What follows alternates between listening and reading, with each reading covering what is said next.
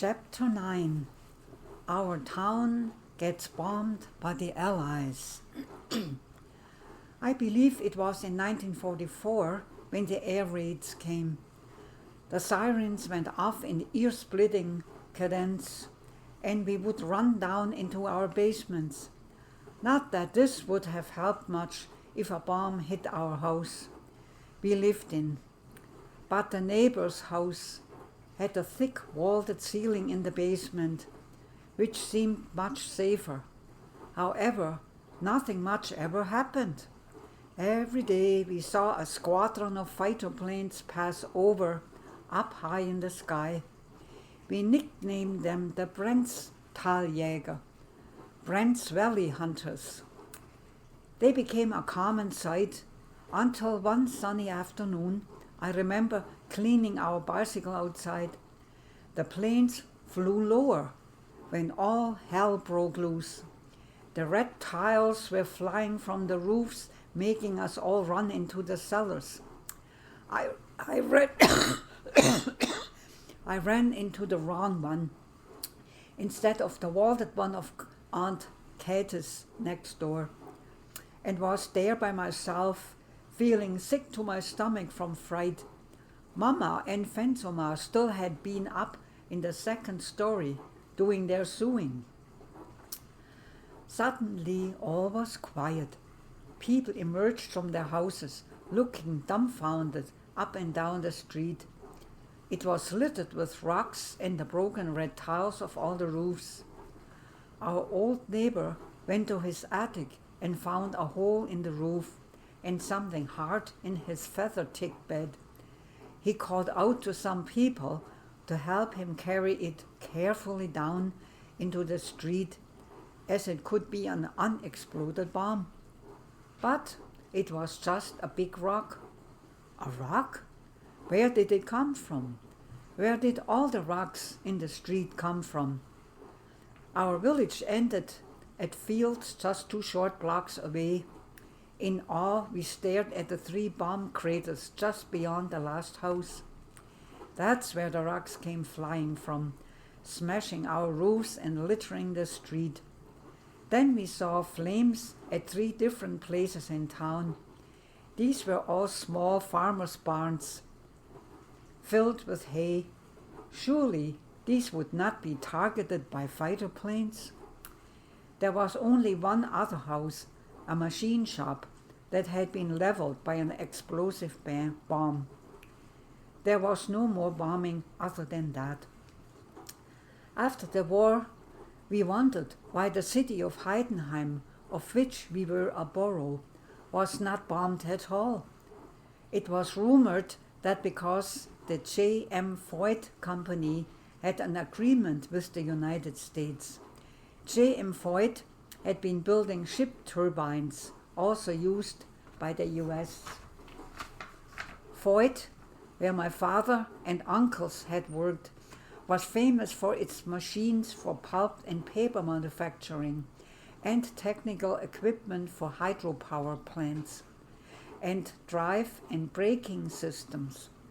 It is a family-owned business operating worldwide with its headquarters in Heidenheim. Living in Canada now, it is interesting to know that in 1903, Voigt received an order to build the largest turbines in the world of that time, 12 Francis turbines with 12,000 horsepower for the power plants in Niagara Falls. Were we ever lucky or what?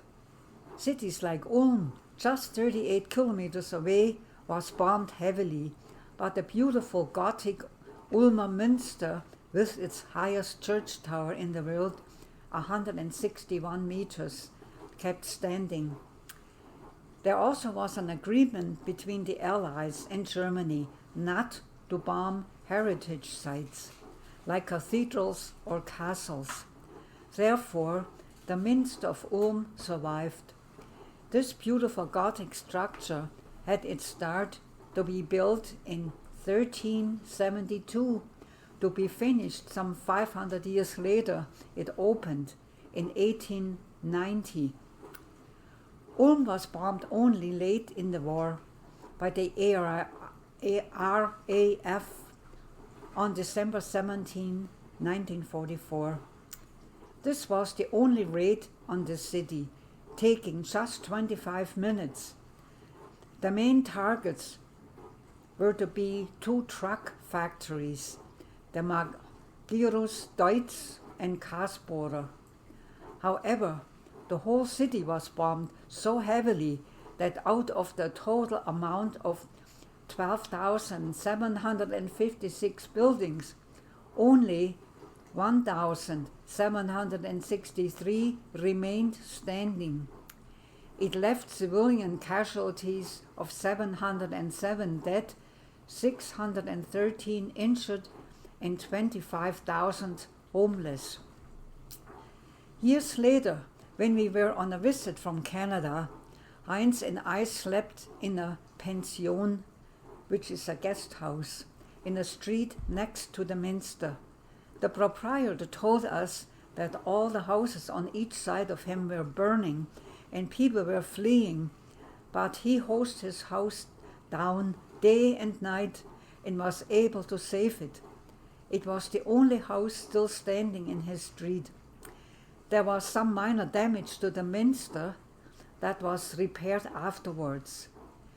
The accuracy of the area bombers seemed amazing.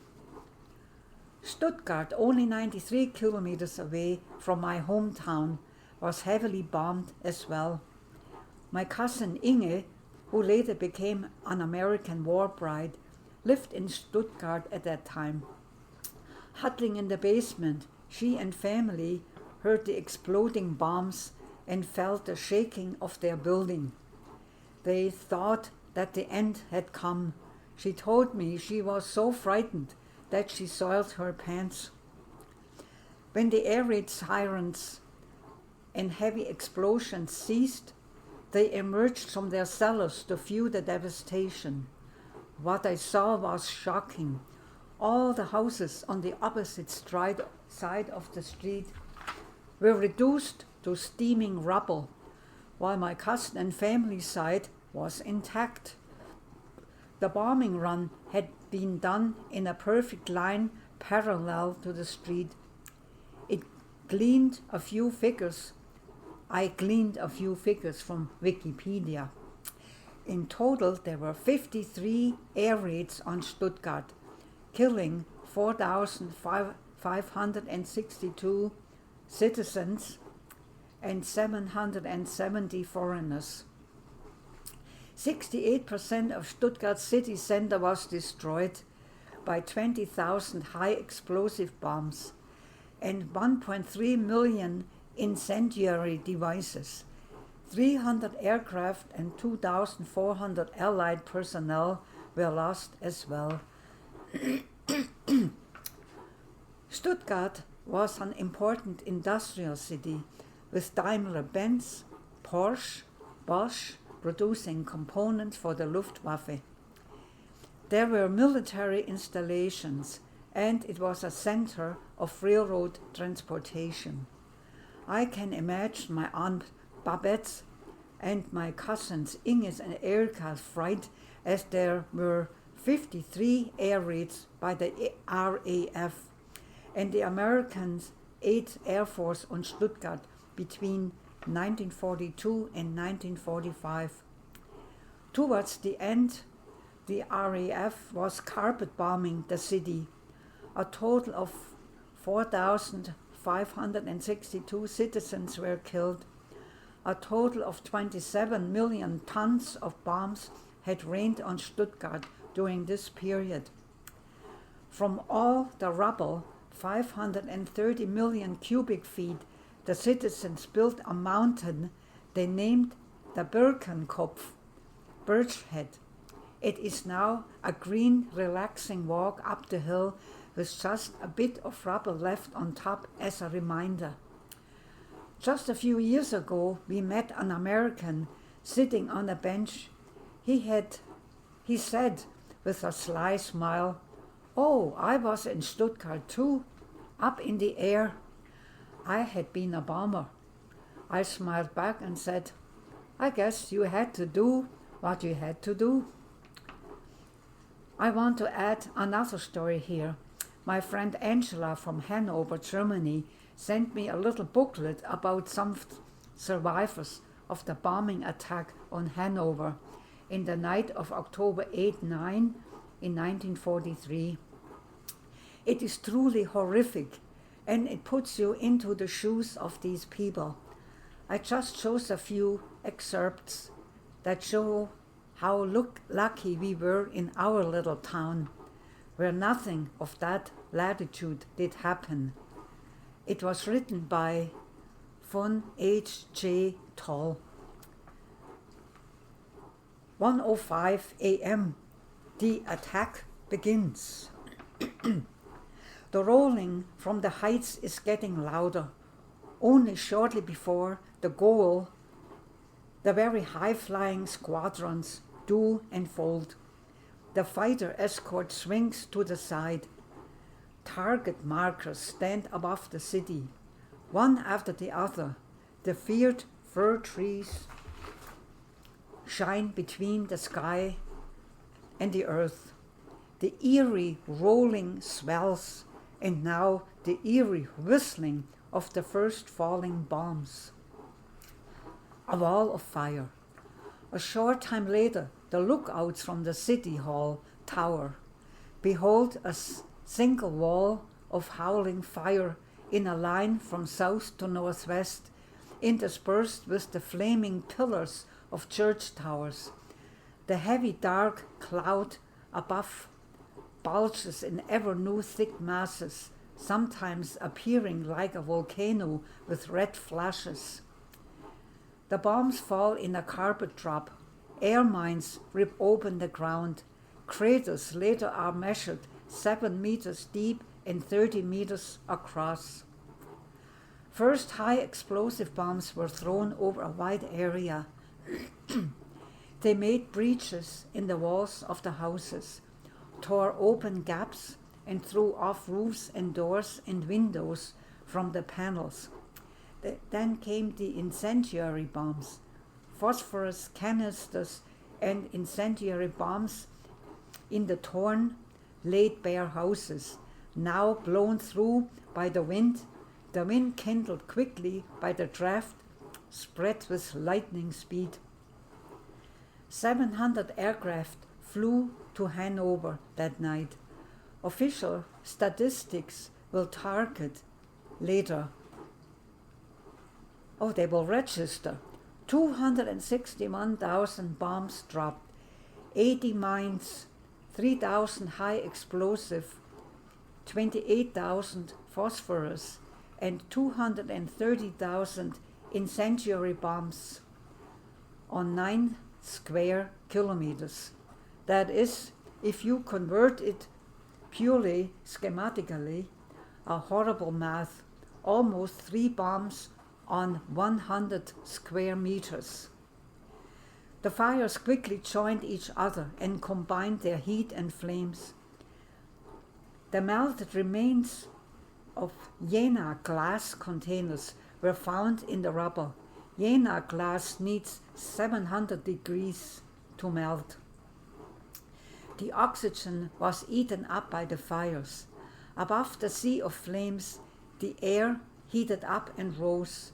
The result was that the air rushed in from all sides towards the fire to fill the vacuum.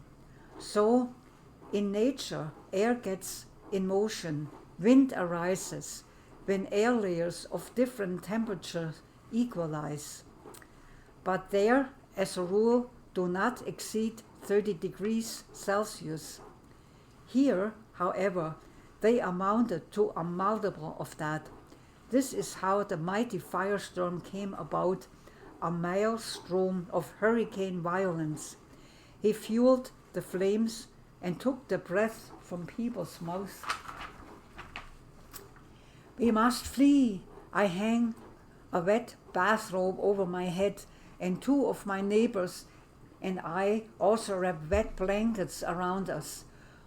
Over there, a house is a glowing blaze. The sky is red. The air is full of din and screams. Sparks fly through the air like snowflakes. From the burning house opposite, we see two people stumble out. One falls and stays down. We now see it is a woman. Her dress is smoking, now burning. The man takes care of her. My two neighbors already have gone ahead. They call for me. I pull myself up, take a few steps. The pointed heels of my shoes get stuck in the soft asphalt. I trip over wire. Oh God, it is the wire from the tram. I keep running. A gable crashes to my right, and a shower of sparks goes up like fireworks. Go on, go on. Karstadt, everything is on fire. Again and again, I must climb over burning or smoldering beams and rubble. I can finally catch up with the women in front of me. There is a congestion. Everybody is running and shouting at each other. Brenningmeier, a mountain of flames. The Nordman Street, left and right, flaming walls. We have to get out of this hell, out to green spaces, to the Herrenhauser Allee. Our wet bathrobes and blankets are dry now. At the corner of Munz Street, a new mass of screaming and gesticulating people. The house of fathers lay in ruins across the whole width of the street, no getting through. The people flooding back, turning towards the Goserriede. Blazing flames and showers of sparks hit us, but we have to get through. We turn, walk backwards against the firestorm. Finally, an oasis in all the noise and embers. The Nikolai Cemetery. We sink onto an overturned gravestone and cower helplessly. A man in uniform appears, grabs our arms and drags us away. Suddenly, I feel myself lifted off the ground and carried over the heads of many others who would not move from their spot. Then I lie on white linens, stretched out. Sleep, just sleep. Hitler had done his dirty work wherever he went. So this was payback time. Civilians in so many nations had to pay a terrible price.